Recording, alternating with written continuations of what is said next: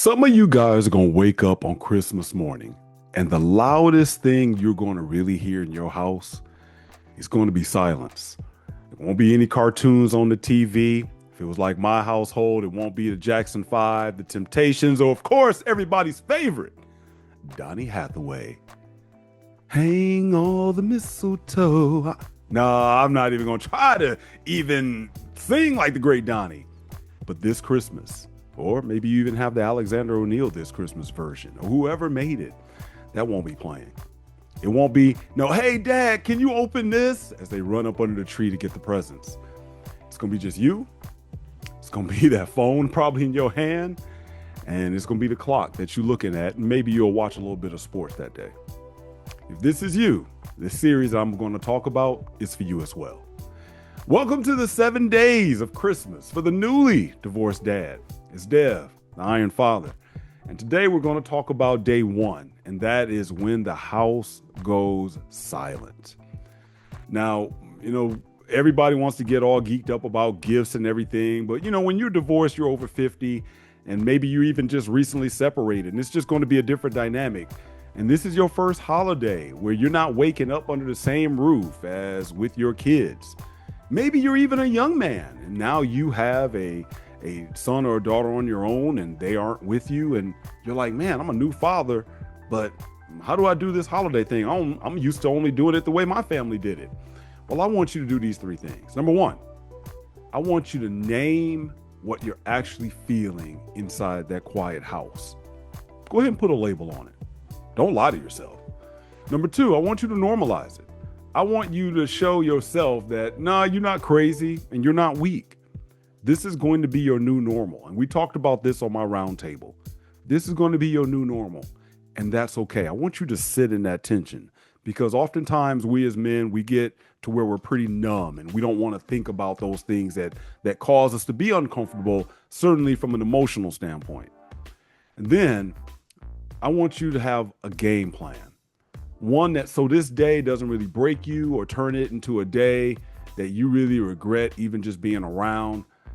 I want you to be able to have kind of an agenda of how you want to handle that Christmas when it comes up, whether we're talking Christmas or whatever special day it may be. Because while we're talking about this for Christmas, this could apply toward Thanksgiving. It could also apply toward some other holidays. Maybe if it's birthdays, things like that. I want you to have a plan. So let's kind of talk about that first silent Christmas that you're alone. Now, I've already been through one. This is going to be my second one, so I know exactly right what you're talking about. And it's a typical story.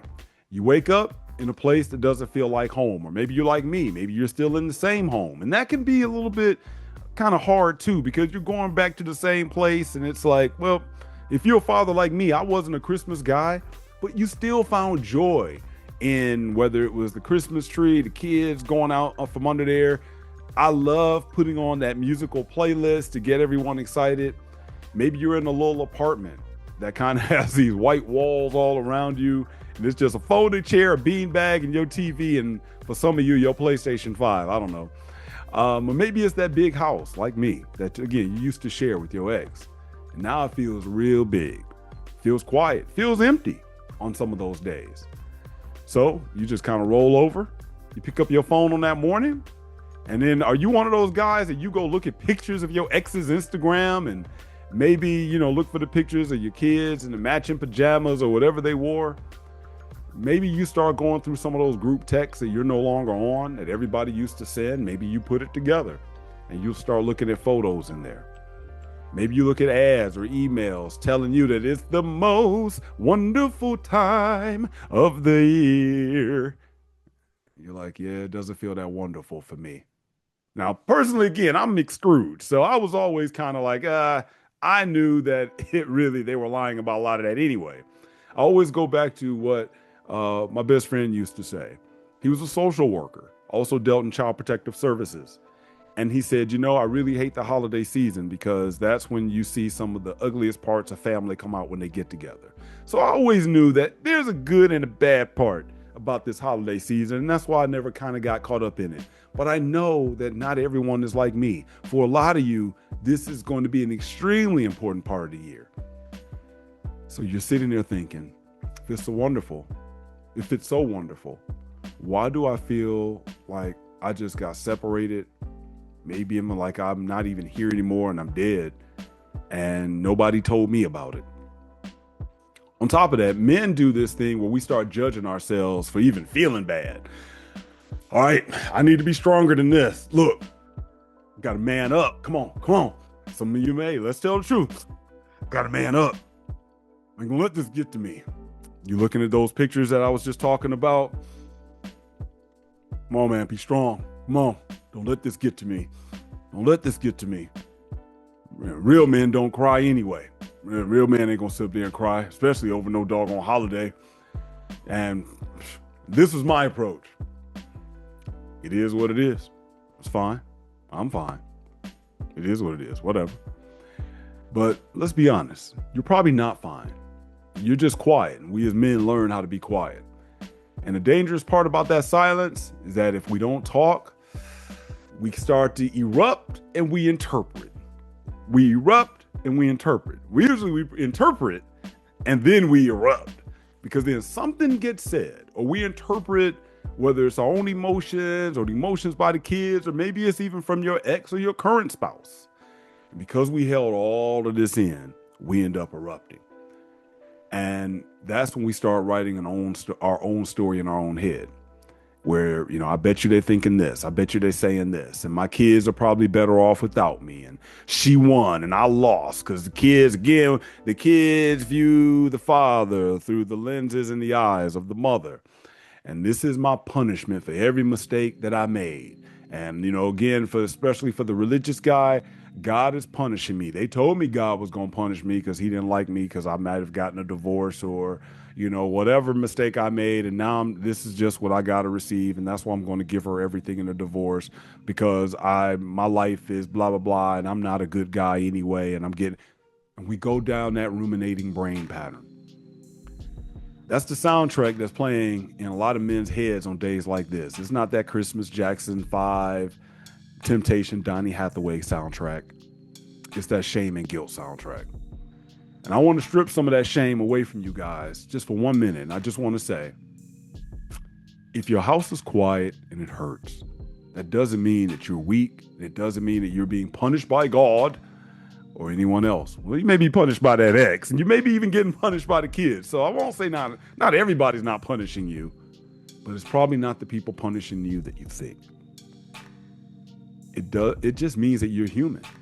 It means that, there are some things in your life that you miss, and it also means that you care, and that's okay. It's good to be that way. So let's move to the other part. You're not broken. You're just in a hard situation. So check this out.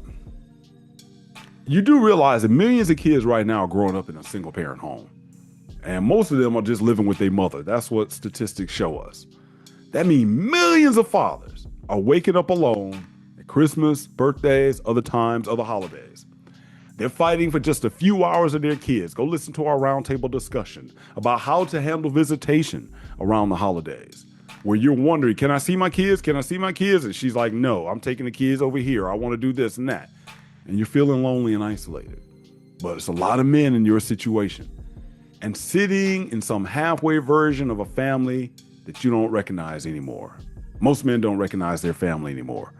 The halfway version is, am I here? Or is anybody coming over? Are the kids even coming to visit me? Maybe you're like me. I mean, am I going to see the grandkids or whatever? That might be something for you. And the holidays, they crank up that volume. Let's go back to that old, late 80s, pump up the volume, which actually, let's be honest, that came from Eric B. and Rakim. But let's back up. But it pumps up the volume on everything. So it's like, if you're already feeling lonely, you feeling extra lonely right now. And if money is tight, money feels really tight right now. And if you feel guilty about mistakes that you have made with your family or your marriage, you feeling extra guilty right now. You see, the holiday season is kind of a force multiplier. Whatever momentum was already going, it gets hit like a serious tailwind pushing it now in your mind. Again, that ruminating brain. So instead of telling yourself, I'm broken, I'm jacked up, I feel so shame for fill in the blank, I really want you to try a different sentence. I'm a man that's in a painful chapter of my life, but I'm not broken. And that's what Iron Father was created, to show men, you aren't broken. And let me be the iron that sharpens you. Iron sharpening iron. That difference matters because in this chapter, it can be written differently for you next year. This may be your current chapter that you're in, but next year, let's create a new chapter in your life. If you're broken, your brain is telling you that there's no point in trying. Now, I'm not here to play therapist.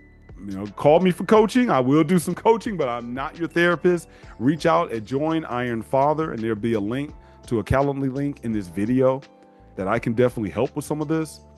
But I can also pretend that this is going to be easy, because it's not. I'm just here to say that your reaction is normal. Your pain is understandable. There are other men that understand what you're going through, and that you do still have some choices.